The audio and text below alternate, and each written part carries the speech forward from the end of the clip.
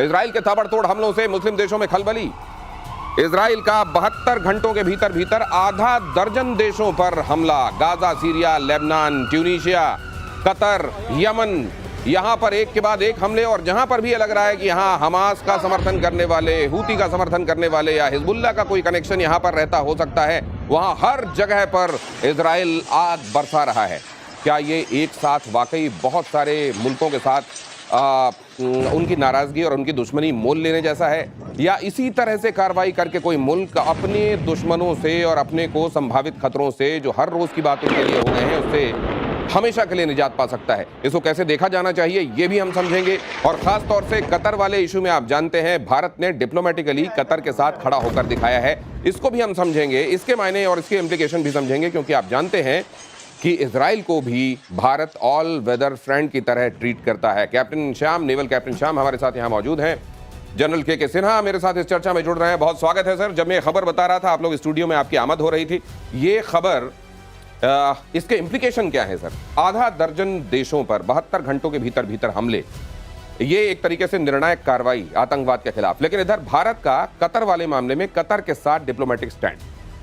देखिए, पहले मैं ये भी आपको दिखाता चलूं, जब ये मैं बात कर रहा हूं कि किन 6 जगहों पर ये हमले हुए हैं, अगर इसमें जियोग्राफिकली कोई ऐसी बात है जिसको आप समझाना चाहते हैं तो वो भी आपका प्लीज वेलकम है। Please go ahead sir.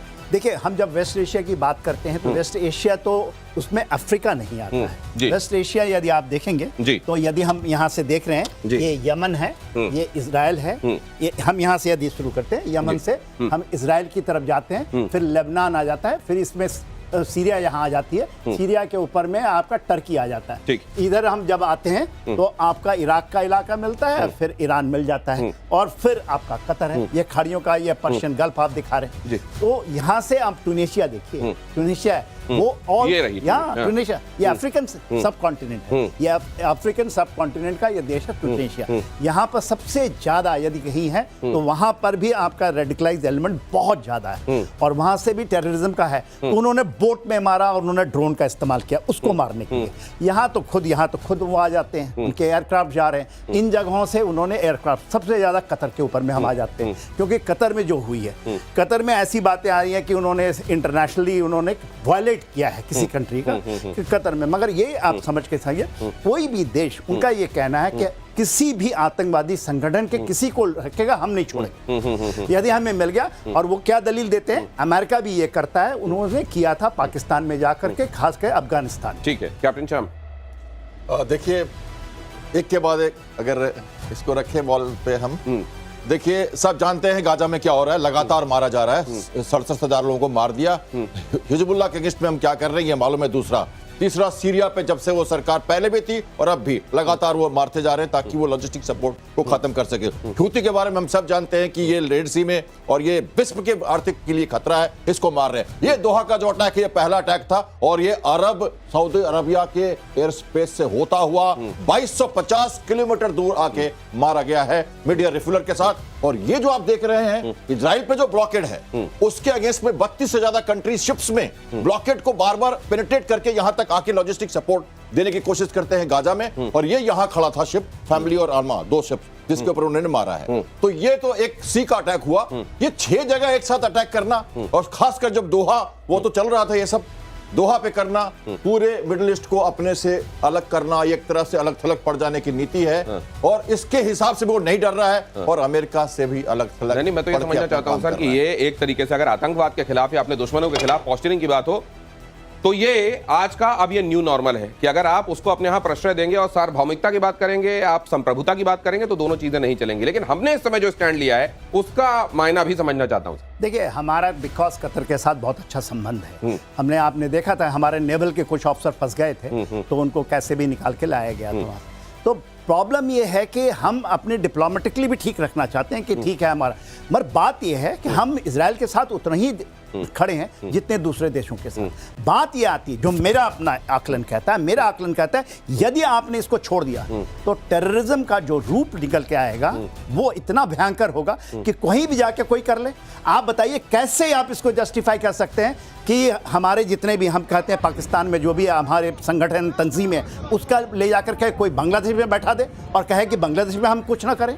ये कैसे हो सकता है कि आप नेपाल में जाके बैठा दें?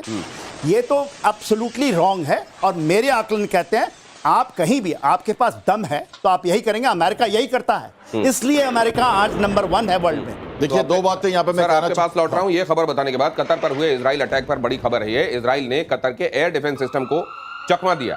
इजराइल को जवाब नहीं दे सकी कतर की एयरफोर्स। हमले को रोकने में नाकाम रही कतर एयरफोर्स। इजरायली हथियार रेडार पर दिखाई नहीं दिए। तो क्या कतर इतना रिसोर्सफुल नहीं है कि उसको इस तरीके के आने वाले किसी हमले के बारे में पता चलता और इसका डिफेंस काम करता? कैप्टन शाम, देखिए patriot air defensive system, third air defence system, सबसे बड़ा बेस अमेरिका का कतर में, सब कुछ है वहां पे और ये डिफेंस सक्सेसफुल है। लेकिन कहा जा रहा है दो बातें। पहली बात कि अमेरिका को सब पता था, वो जो कह रहे ना ducks are not falling in line की कंट्रोवर्शियल स्टेटमेंट दे रहे हैं कि मिलिट्री को बाद में पता लगा और शायद लास्ट मोमेंट में पता लगने के कारण वो जो लीडर है उनका वहां से हट गया बिल्कुल लास्ट मोमेंट में, क्योंकि 10 मिनट के अंदर इजराइल ने कह दिया था कि इसमें हम अकेले थे, अमेरिका का रोल नहीं था। तो इजराइल ने ये भी क्लियर किया। तो ये बात। दूसरी बात आपका कहना कि एयर डिफेंस सिस्टम, देखिए उन्होंने F-35 का इस्तेमाल किया इसमें और कतार के एयर डिफेंस सिस्टम के बाहर रहते हुए स्टैंड ऑफ वेपन से उन्होंने एयर टू सरफेस मिसाइल मारी जिसका कोई काट नहीं था और इसलिए ये अटैक सक्सेसफुल हुआ। और हाँ, टैसिट सपोर्ट अगर चुपचाप कहें तो कतार का अमेरिका की तरफ से था, इसलिए वो अपने F-35 को क्या मार देते?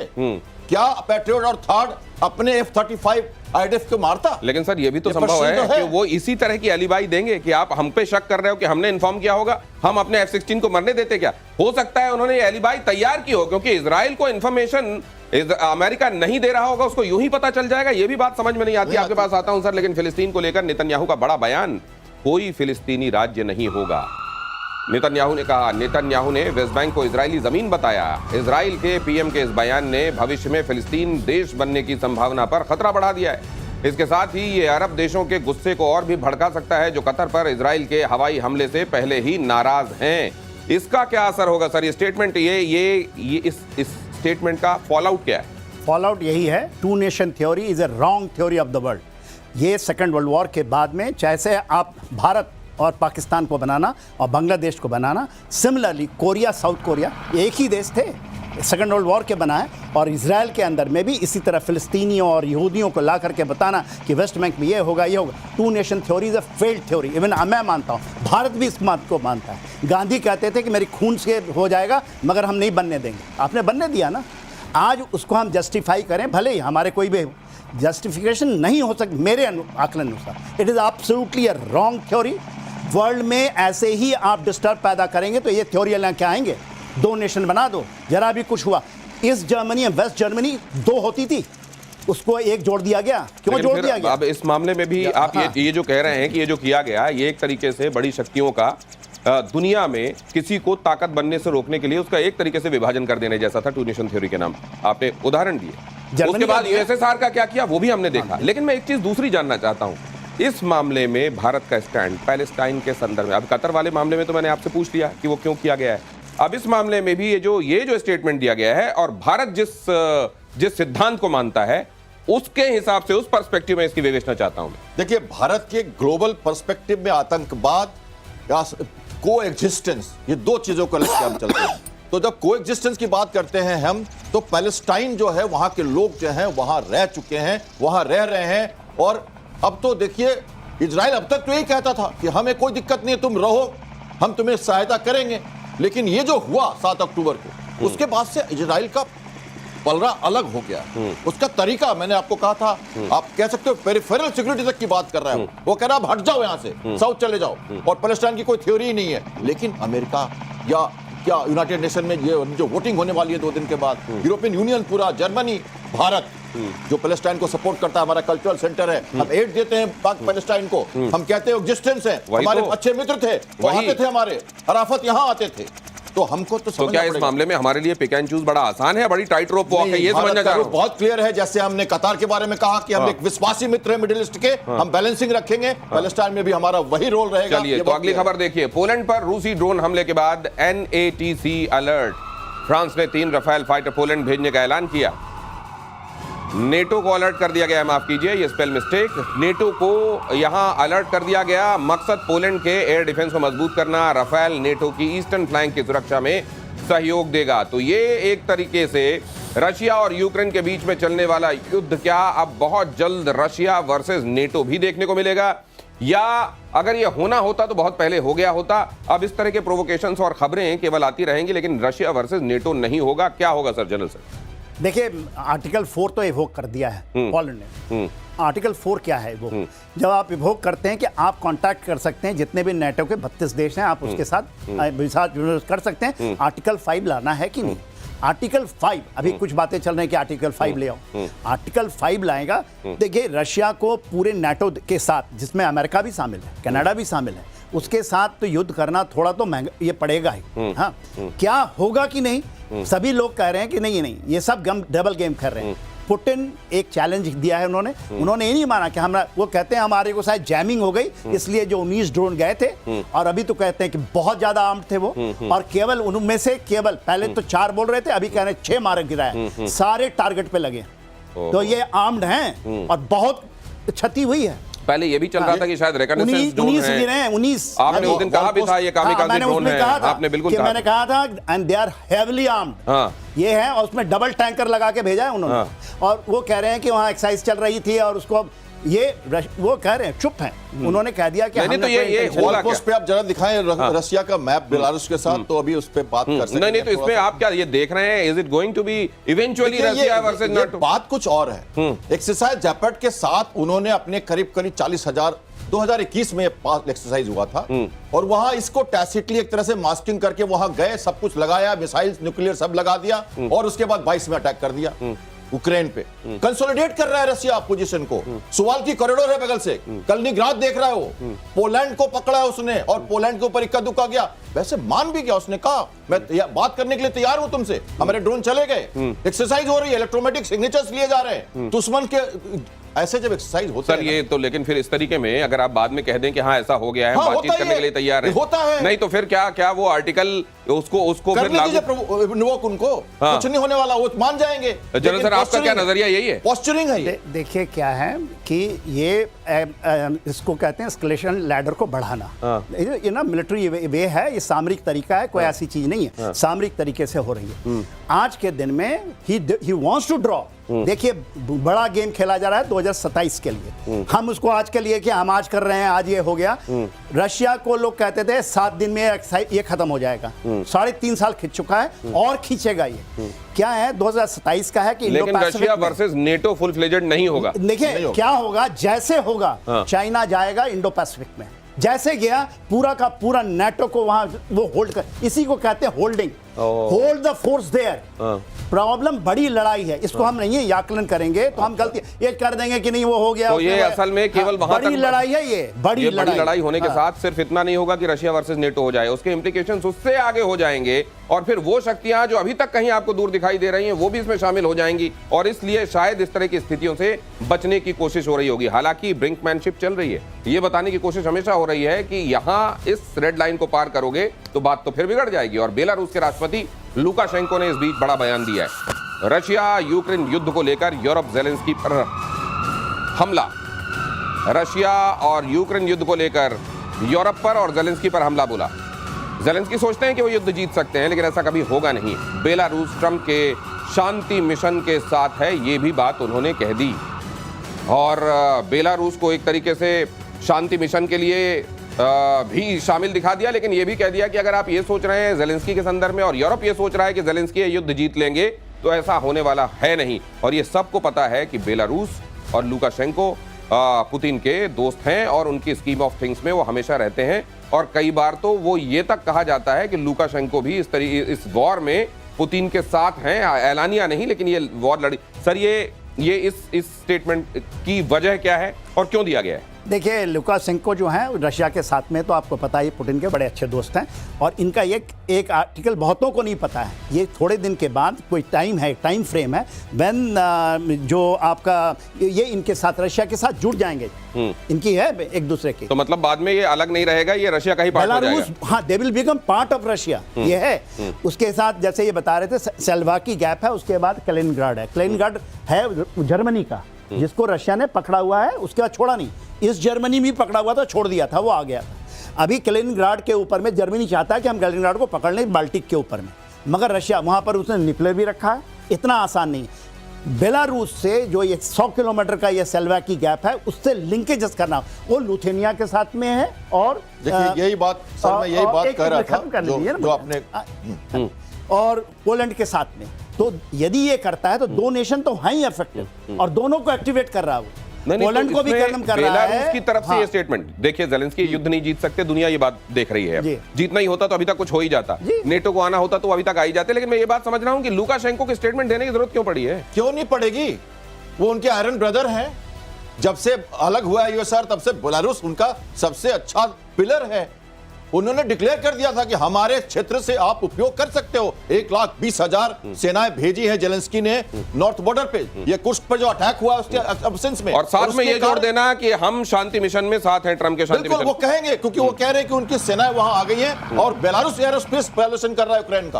अब ये कह रहे हैं जेलेंस्की, तो क्यों नहीं कहेंगे? और सुवाल्की कॉरिडोर की बात तो मैंने कही आपको, वो तो होना ही होना है। तो रशिया क्या कर रहा है? रशिया इनके कंधे पे सर रख के अपने को कंसोलिडेट कर रहा है। वो अब अपनी पोलैंड की बॉर्डर बेलारूस के, देखिए पोलैंड ने बंद कर दिया है बेलारूस का बॉर्डर, वहां के लोगों को तकलीफ हो रही है। तो ये क्यों ना भेजे यूएवी, क्यों ना पोस्चरिंग दिखाएं? और नीदरलैंड से कमांड सेंटर है उनका, बाय द वे नाटो का ऑपरेशनल कमांड सेंटर है नीदरलैंड में, और वहां से F-35 आ रहे हैं अटैक करने के लिए 1200 किलोमीटर चल के बाल्टिक से होते हुए, और वो यूएवी को मार रहे हैं। हवा से सुना आपने, हवा से मारते हुए फाइटर पायलट को सुना आपने यूएवी मारते हुए? देख के मारा है उन्होंने, समझ के मारा है कि किस तरह की यूएवी है, खतरनाक है या नहीं है। प्लस उनकी सिग्नेचर ली, उनको मूवमेंट करने दिया, अपने इलाके में लाया। मतलब कुछ भी ऐसे ही नहीं हो गया है। जो कुछ हो रहा है बहुत सोच समझ कर हो रहा है। और इधर क्या ये भी सोच समझ कर हो रहा है कि फ्रांस की कंपनी पर पाकिस्तान में जासूसी का आरोप, थेल्स ग्रुप पर तकनीकी मदद देने का आरोप। फ्रांस की दिग्गज कंपनी है थेल्स ग्रुप, और पाकिस्तान को जासूसी और निगरानी के मामले में, रिकनेसेंस के मामले में, स्पाइंग के मामले में मदद देने वाली है। राफेल का पार्ट बनाता है थेल्स ग्रुप। तो क्या ये बहुत सारे तार ऐसे भी हैं जो यूं इंटेंगल्ड हैं कि हमारे हित इसमें प्रभावित हो सकते हैं? सर, इसका मायना क्या है? देखिए, थेल्स की कंपनी को मैं गया हूँ, विजिट किया हूँ। मैं नेशनल डिफेंस कॉलेज कर रहा था तब गया था। थेल्स की इतनी पकड़ है पूरे विश्व के, थेल्स का नाम बोलिएगा और आपको जो सामरिक चीज को जानते हैं कि उसकी शक्ति क्या है। थेल्स ग्रुप का पाकिस्तान के फेर में कैसे पड़ गए हो? फिर देखिए, ये सब जगह जाते हैं। भारत में है, हमारे रफेल के साथ में वो आते हैं। हमारे बहुत सारे उपकरण है जिसमें उनका डायरेक्टली इन्वॉल्वमेंट है। देखिए, ये वहां जाएंगे, वहां पर सबसे बड़ी चीज क्या करने जा रहे हैं ये समझने की चेष्टा कीजिए। वहां 80% सामान अब चाइना का आ चुका है। चाइना ने रफेल को नीचे, थेल्स को नीचे डालने के लिए ऑपरेशन सिंदूर के समय ये चलाया ग्लोबल टाइम ने कि रफेल गिर गया। क्योंकि पैसे की बात है ना, उनके ग्राहक जाएंगे उसको डिफीट करने के लिए, क्योंकि 80% सामान है। आपको कौन मौका देगा? यदि पाकिस्तान ने अमेरिका को मौका दे रहा है, क्यों अमेरिका वहां जा रहा है? ये सारे इक्विपमेंट को चाइना को कैसे डाउन करेगा? उसको उनके सारी चीज वहां दे देगा उसको। मतलब यहां पर थेल्स की मौजूदगी चाइना को डाउन करने के लिए, चाइना को बेसिक टाइम वो है, अमेरिका का भी वही है टारगेट चाइना। लेकिन सर, इसमें इवेंचुअली तो पाकिस्तान के बल्ले बल्ले हो रही है ना। बल्ले बल्ले हर देश का अपना हित है, वो हित साधता है। थेल्स कंपनी का खासकर भारतीय नौसेना से बहुत गहरा संबंध है। मैं फ्रांस में यूरो नेवी में 2007 में मैंने शिरकत की थी। तो सर, यही तो चिंता है कि फिर वो पाकिस्तान को मदद देने वाला, तो हमारे लिए टेंशन है कि नहीं है? नहीं, लेकिन वो रफाल के सारे पार्ट्स बनाता है। जितने देखिए इलेक्ट्रोमैग्नेटिक सिस्टम, सुबह इंफ्रारेड रडार हुआ, रडार सिस्टम हुआ, तो ये तो और चिंता की बात बता रहे हैं। बात है भारत के लिए। लेकिन ऐसा थेल्स नहीं करता, ऐसे कुछ नहीं करता। वो मैपिंग कर रहा है उनके लोगों की, फोन टैपिंग कराया जा रहा है पाकिस्तान में। ये एक अलग मुद्दा है। ठीक है, स्पाइंग की बात हम नहीं कर रहे। थैलेस को क्या मतलब है? पाकिस्तान अपने लिए कर रहा है, उसने सिस्टम दिया है उनको, सिस्टम से चल रहा है। MQ-9 को, MQ-18 को काटेगा कैसे? अनटिल अनलेस जो चाइनीज इक्विपमेंट है उसको पढ़ने का भी मौका उसको दे दिया, जानने का मौका। इससे अच्छा मौका क्या है? भारत के लिए भी बहुत अच्छा है। ये आप तो घबराइए नहीं। अच्छा, तो ये ऐसा भी हो सकता है ट्रोजन की तरह कि आपका एक ट्रोजन वहां पर पहुंचा, आपके लिए उसने इंफॉर्मेशन जुटाई, हो सकता है वहां रिकनेसेंस और इंफॉर्मेशन उनको बताने के बहाने वहां पर मौजूदगी हो और वहां की पूरी इंफॉर्मेशन एक्चुअली वहां से निकाल कर ले आए। इससे भी कोई इनकार नहीं कर सकता। और उधर बलूचिस्तान को लेकर यूनाइटेड स्टेट्स और चीन में होड़ है। बलूचिस्तान को लूटने में लगे दोनों देश। बलूचिस्तान के खनिज भंडार पर बुरी नजर, बलोचों के विद्रोह और विरोध पर अमेरिका का एक्शन। अमेरिका ने BLA को विदेशी आतंकवादी संगठन घोषित किया। और कल जैसा हम प्रतिशोध में चर्चा कर रहे थे कि पाकिस्तान क्योंकि बलोच विद्रोही जो हैं उनका विरोध और विद्रोह खुद नहीं दबा पा रहा है, बल्कि बुरी तरह मुंह की खा रहा है बलूचिस्तान के भीतर, इसलिए उसने जानबूझकर अमेरिका को यहाँ रेयर अर्थ मेटल और दूसरी तमाम तरह तरह के खनिजों के बारे में लालच देकर बुलाया है ताकि वो यहाँ विद्रोह को दबाने में मदद करे। और एक तरीके से ये मदद तो हो ही गई कि बलोचों को एक तरीके से आतंकवादी संगठन घोषित कर दिया गया। बलोचों ने इस पर सख्त ऐतराज जताया, उन्होंने कहा कि हम यहाँ के मूल निवासी आतंकवादी हैं और ये लोग कौन है जो यहाँ लूटने के लिए पहुंच रहे हैं। लेकिन इसका अंजाम अब क्या होने वाला है? बलूचिस्तान के इतने दिनों का संघर्ष अपने कामयाब अंजाम तक पहुंचेगा या अमेरिका और पाकिस्तान मिलकर उसको डिरेल कर देंगे? कैप्टन श्याम, देखिए ये तो पाकिस्तान के लिए बल्ले बल्ले हम कह सकते हैं, उन्होंने तो बेच दिया अपनी तरफ से। पहले देखिए, पहले तो वो चाइना के हाथों खेल रहे थे, उन्होंने सब कुछ दिया, वहां पे ग्रीन कॉरिडोर बनाने के लिए बहुत कुछ किया।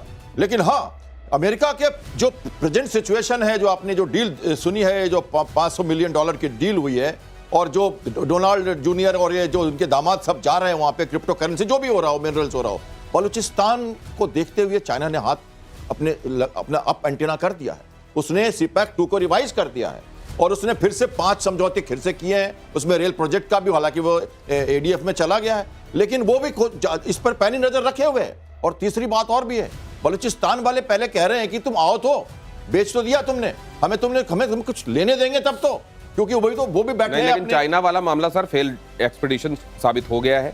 उधर अमेरिका ने कई बार यह साबित कर दिया है कि वो जो कैंपेन लेकर चलता है, कई जगहों पर उसको यू टर्न लेना पड़ा है। अफगानिस्तान वाला मामला हो, इराक वाले मामले में हमने देख लिया। इस तरह के न जाने कितने उदाहरण है। क्या ये भी वैसे ही अटेम्प्ट साबित होने वाला है? 100% आप ये लेके चलिए, same thing is repeating. But America कभी डरता नहीं, ये आप लेके चलिए, भाग लेगा। अफगानिस्तान से भागा और भागा 20 साल के बाद भागा, वहां से पूरा चूसा उन्हें और फिर भाग गया, उन्हें किस हालत में छोड़।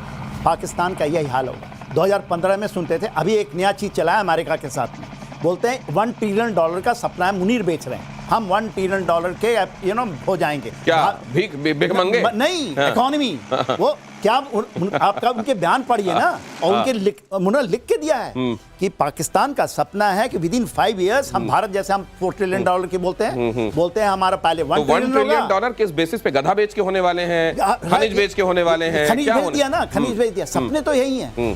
पहले 2015 में ये बोला था, जैसे सीपैक आया था, कि भारत को क्रॉस कर देंगे हम जीडीपी में 15 से आप। तो सर ये बात तो सही है, इनके समझौते हो रहे, जैसा ये कह रहे थे बल्ले बल्ले हो रही है, पैसे तो इनके पास आ जाएंगे। इसमें वो मेटल निकाल पाए ना निकाल पाए, लेकिन पैसे तो इनको मिल जाएंगे ना। सर हमारी तरह हो जाएगा, हम भी बहुत जगह से लोन ले लेते हैं, 4 दिन तो मर्सिडीज में भी घूमेंगे, बड़े गाड़ियां रखेंगे। For more of such videos do like, share and subscribe to ET Now Swadesh।